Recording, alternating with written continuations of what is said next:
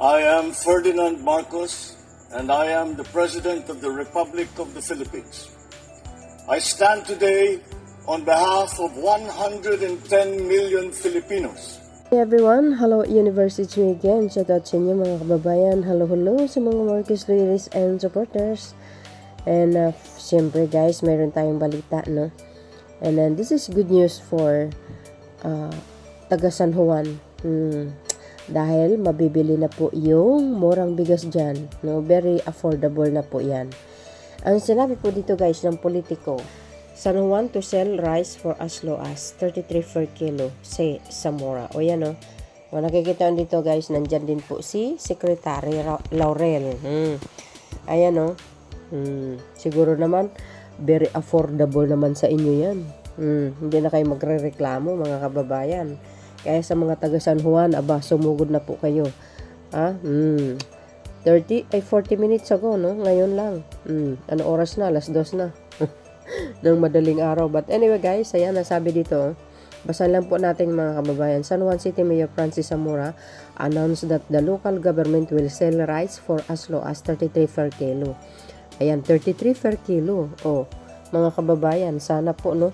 Sa lahat po ng mga city mayor sa buong Pilipinas, mayroon silang ganito na mga panukala para makakatulong sa mga nasasakupan nila. Lalo na po yung sa mga mahihirap. Sa mga mahihirap lang ang problema, no? Huwag na yung mga mayayaman, kayang-kaya nila bumili kahit 100 ang isang kilo.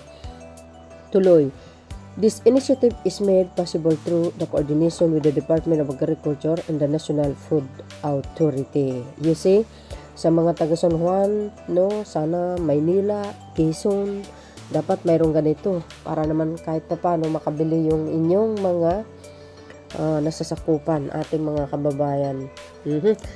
Tuloy, sabi po dito guys, ayan, sa pakikipagtulungan ng Department of Agriculture, National Food Authority at pamahalaang lungsod ng San Juan, tayo po ay magbibinta sa mga mamamayan ng San Juan ng murang bigas na nagkakahalagang 1,650 kada 50 kilo ng sako. Mura na yan guys, no? Na lumalabas 33 kada kilo, said Zamora. Yung talagang mga special na isang sako guys, nasa 2,300. Mahal, no? O yan, 1,600 lang, kayang-kaya. For sure, magandang bigas na yan kasi galing sa mga magsasaka yan, mga bes, ha? Tuloy, para mapanatili ang kaayusan, 1,000 sako muna ang i-release sa unang batch, first wave, at magkakaroon ng panang mga susunod na batch. Kaya added, there will be a pre-registration for those who want to avail starting February 20 at San Juan City Hall Lobby. Ayan, February 22 guys, ha. Ihihinto natin ang pagpapalista kapag umaabot na sa 1,000 ang napagparehistro. O yan, first come first serve. Dapat agahan nyo para makapagpalista kayo. Para sa mga maabutan ng cut-off, pakihintay ang anunsyo para sa susunod na schedule. I-added, siguraduhin magdala ng isang valid government issued ID na may San Juan address. Paalala, ang pagbibintay per sack at hindi per kilo at ipapatupad at first come first serve basis. He continue. Oh guys, so tingnan nyo, 1,650 lang ang sako. Hindi pala per kilo ito guys. Dapat isang sako. Malaking bagay na yan mga bes, ha?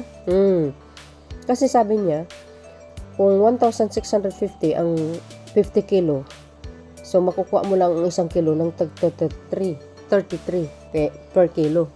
Oh, malaking tulong na yan mga kababayan. So, dapat magpalista kayo. May dalhin nyo yung ID nyo. Meron naman tayong ID niyan. Sa San Juan lang guys, ha. Hindi pwede yung outside. Yung hindi nakatira sa San Juan, hindi pwede makabili. Sa San Juan lang. Sana sa lahat ng mga local government mayroong ganito, no? So, yun guys, ha. Oh, sa mga taga San Juan, pagkakataon niya po, start ng February 20. O, ayan, agahan nyo para maka-avail kayo ng bigas. Agay. So, I think, guys, hindi naman siguro pinipili ang mahirap dito.